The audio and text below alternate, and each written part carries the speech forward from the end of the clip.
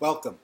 We continue Part 2, Understanding Motivational Interviewing, with Lesson 6, The Spirit of Motivational Interviewing. I'm your instructor, Nicholas Cohen. Imagine again that behavior that you could change that would benefit your own health.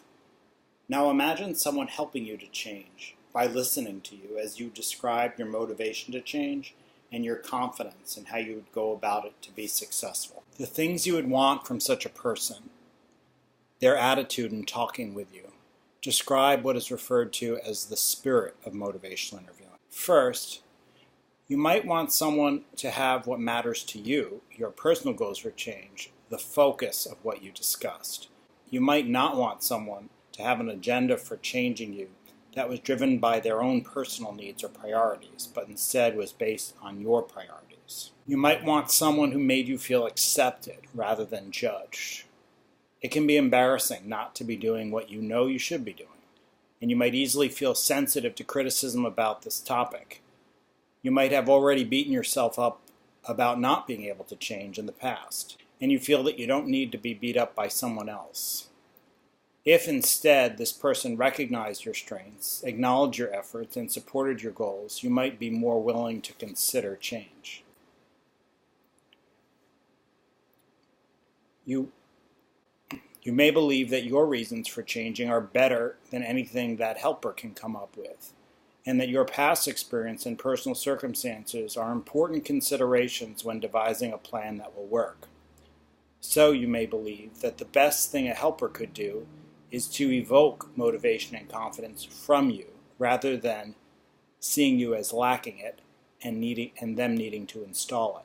And finally, you may want someone who looked at your conversation as a partnership with you as the expert on your own life, and them with expertise that they can offer to help you achieve your goals. You may want someone with knowledge of evidence-based strategies and advice that have worked for others, so that you are using the best knowledge and skills and strategies that medical care has to offer to help you succeed. These 4 ideal traits we've described in our imagined helper are the 4 aspects referred to as the spirit of motivational interviewing. There is compassion, when the helper puts your priorities above their own. There is acceptance, when the helper doesn't beat you up about what you're doing, but sees what's good about you and believes in your capacity for change. And then there is evocation, believing that you have the best reasons you'd want to change, and that those reasons are better than anything else they could come up with.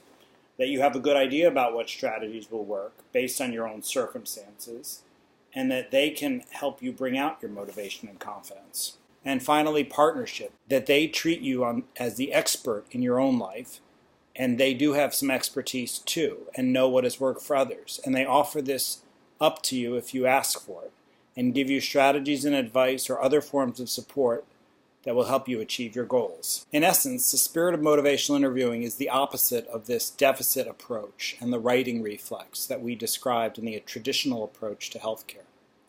Rather than looking for what's wrong, a helper seeks to shine a light on what's right, a strengths-based approach. Rather than providing you with motivation and confidence, they seek to bring out that motivation and confidence that are already present. When you practice motivational interviewing, you're like a guide, and we further explore this metaphor in the next lesson.